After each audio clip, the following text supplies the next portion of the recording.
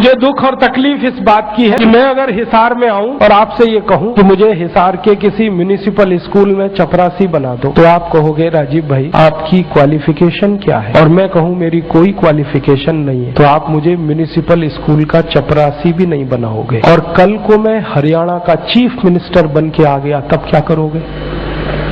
उसी zero qualification पर मैं हरियाणा का अगर चीफ मिनिस्टर बनकर आया तो आप मेरे गले को मालाओं से लाद दोगे और जिंदाबाद इतनी करोगे तो सारा शहर बहरा हो जाए। ये विडंबना है हमारे देश की। जिस व्यक्ति को मिनिमम क्वालिफिकेशन के आधार पर किसी स्कूल का चपरासी नहीं बनाया जा सकता, वो व्यक्ति मुख्यमंत्री हो सकता है, राज्यपाल हो सकता है, प्रधानमंत्री हो सकता है, राष्ट्रपति हो सकता है। विडंबना इस देश की पता है क्या है? जिस व्यक्ति ने जिंदगी में कभी खेत में हल नहीं जोता वो कृषि मंत्री। सालों साल इस देश में शिक्षा मंत्री ऐसे लोग रहे जो कभी स्कूल नहीं गए पढ़ने के लिए। मैं बस नाम नहीं ले रहा हूं, बाकी आपको सब पता है। इस देश में एक व्यक्ति ने जिंदगी में कभी चाय की दुकान नहीं चलाई, वो देश का वर्षों वाणिज्य मंत्री रहा जिसने दुकान नहीं चलाई कभी।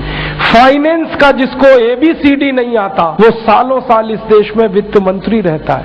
जिसने कभी अपने बेटे और बेटियों को भारत की सेना के लिए भेजा नहीं कुर्बान होने को, वो देश का रक्षा मंत्री हो सकता है। और जिसको अपनी रक्षा करने के लिए सैकड़ों जवान लगते हैं वो देश की क्या रक्षा करेगा? सोचो आप। जिस व्यक्ति को जिंदगी में कभी विज्ञान और तकनीकी का अंतर पता नहीं है वो साइंस और टेक्नोलॉजी का मंत्री हो सकता है, और जिसको इनमें से कुछ भी पता नहीं है वो प्रधानमंत्री हो सकता है। इससे ये विडंबना है हमारे देश की।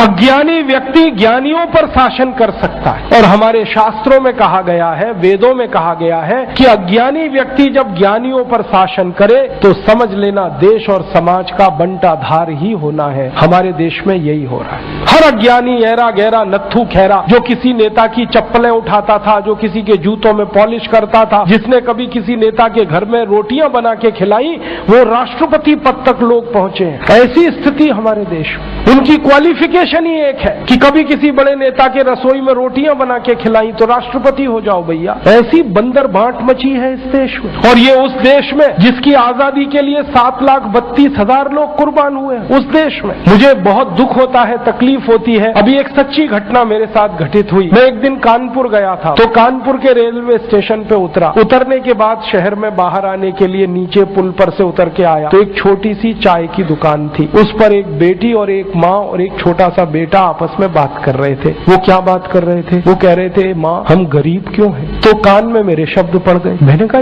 ये इस तरह का प्रश्न कोई अपनी माँ से पूछे तो मुझे लगा ये कोई साधारण लोग नहीं है, कुछ तो इनमें असाधारणपन है। चल के पूछा जाए कौन लोग हैं, परिचय लिया जाए। तो मैं गया उस दुकान पे, मैंने पूछा आप लोग कौन है? तो उन्होंने कहा कि हम तात्या टोपे के परिवार के लोग।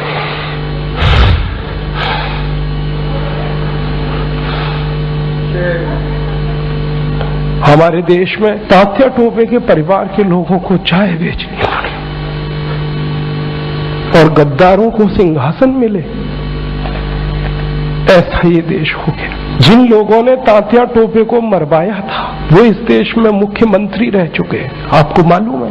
और एक एक राज्य के नहीं, 2-2 राज्य के मुख्यमंत्री रह चुके हैं। तात्या टोपे का गुप्त पता जिन गद्दारों ने अंग्रेजों को बताया था, उस खानदान के कई लोग इस देश में मंत्री रह चुके हैं। झांसी की रानी लक्ष्मीबाई को जिन्होंने मरवाया था वो इस देश में मंत्री रह चुके हैं। और तात्या टोपे जिन्होंने जवानी लगा दी देश के लिए, उनके परिवार के लोग चाय बेच रहे हैं। ये देश है और ये अब बर्दाश्त नहीं होता, और ये बर्दाश्त होना भी नहीं चाहिए किसी को।